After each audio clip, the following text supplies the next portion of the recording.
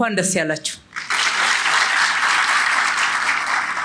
ዛሬ በከተማችን የተጀመረው ፈጣን የለውጥ እንቅስቃሴ ውጤት የሆነውን እጅግ በጣም ዘመናዊ ከመሬት በታች በልቀት የተሰራ 4 የመኪና ፓርኪንግ ፕላዛዎች፣ ሱቆች፣ ካፍቴሪያዎች ሰፋፊ የሥራ ዕድልን የሚፈጥሩ አኗኗራችንን በክብር እንዲሆን የሚያደርጉ ስራን፣ ሰዓትን፣ አጠቃቀምን አጠቃላይ የሚያቀላጥፉና የትራንስፖርት ዘርፉን አገልግሎት የሚያሳልጡ ፕሮጀክቶች ነው የመረቅነው። ከጎተራ መኪና ፓርኪንግ እና ተርሚናል ተነስተን የቦሌን ጨምረን ከቦሌ ደግሞ ወደ የካ ሄደን ከየካ አሁን ቀበና ላይ ተገናኝተናልና በአንድ ጊዜ እንደዚህ አይነት ፕሮጀክቶችን ስንመርቅ ትርጉማቸው እጅግ በጣም ብዙ ነው።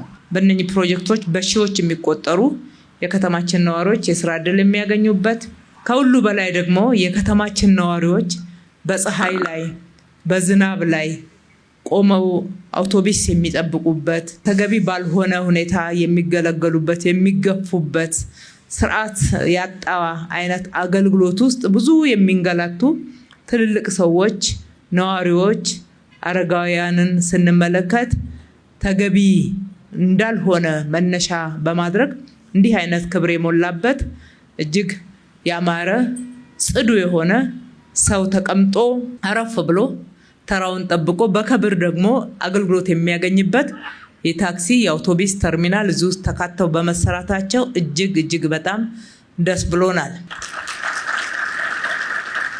በመሰረተ ልማቱ ላይ ሰፋፊ የመኪና ማቆሚያ መሰረተ ልማቶች ተካተዋል።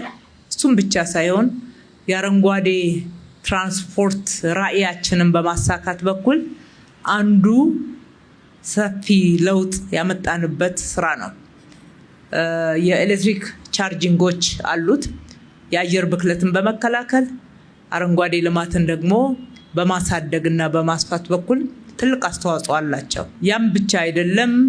እንደዚህ የምታዩት አካባቢ ማህበራዊ ኑሮን መስተጋብርን ለማጠናከር ማህበረሰባችን የሚገናኝበት የሚወያይበት ለየብቻችን ሳይሆን የምንኖረው በጋራ እየተነጋገርን እየተወያየን እየተገናኘን ማህበራዊ መስተጋብርን እያጠናከርን እንዲሆን ያንን የነበረውን የበለጠ ደግሞ እድልና ቦታ ለመስጠት ትልልቅ ፕላዛዎች ይዘዋል። 4ቱም ትልልቅ ፕላዛዎች አሏቸው።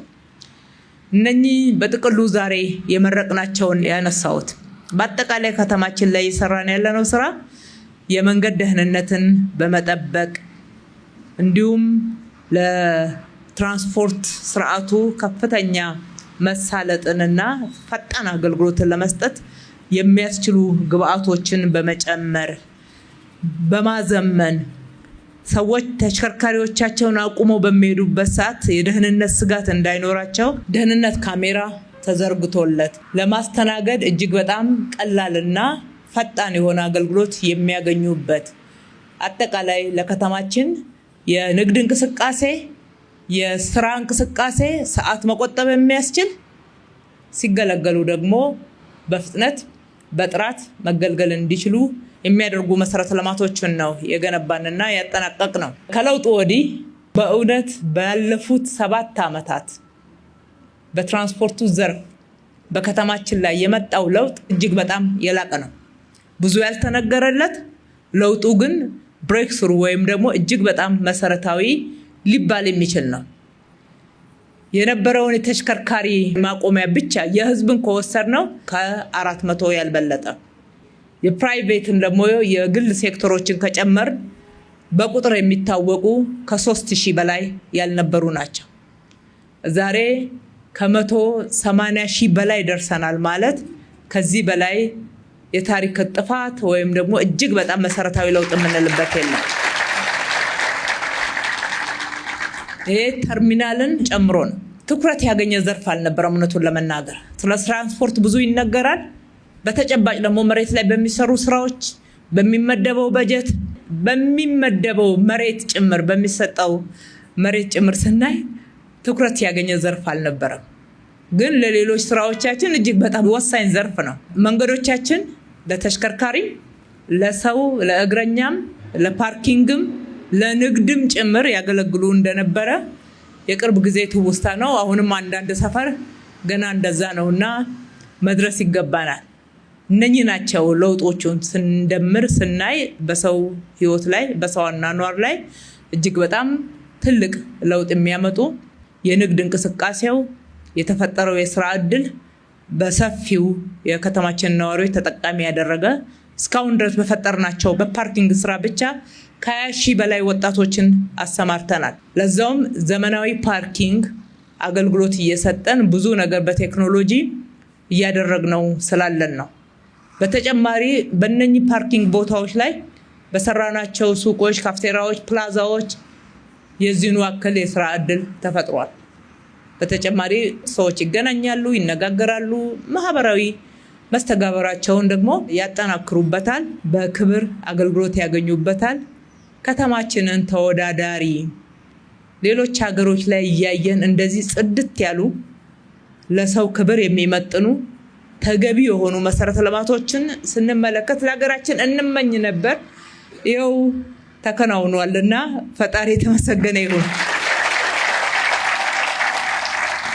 እነኚህን ሰርተናል ማለት የአዲስ አበባን የትራንስፖርት ፍላጎት፣ የመኪና ማቆሚያ ፍላጎት፣ የተርሚናል፣ የታክሲ እንዲሁም እንደዚህ አይነት ሰፋፊ ሰዎች የሚገናኙበት ቦታዎችን በመስራት ሁሉንም አካባቢ አዳርሰናል ማለት አይደለም። አዲስ አበባ ከዚህ በላይ ይገባታል።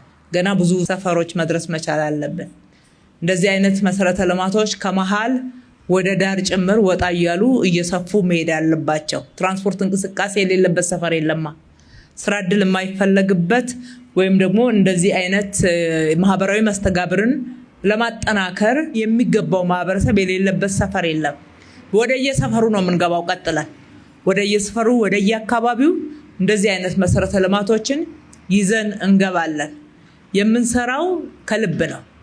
ከልብ ህዝባችንን ለማገልገል ቃላችንን በተግባር እየፈጸም የተናገርነውን 1 2 3 4 ብለን ለህዝባችን በተጨባጭ እያቀረብን ነው የምንሰራው።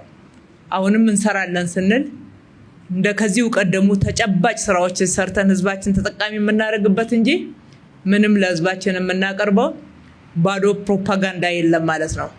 ስለዚህ የሰራችሁት በዚህ ውስጥ የተሳተፋችሁት፣ ያቀናጃችሁት፣ ያስተባበራችሁት የዲዛይንና ግንባታ ቢሮ ኃላፊዎች፣ ሰራተኞች፣ የትራንስፖርት ሴክተሩ ያላችሁ አመራሮች፣ የክፍለ ከተማ አመራሮች፣ ኮንትራክተሮች፣ አማካሪዎች ከተማችሁን ነው ያለማችሁት።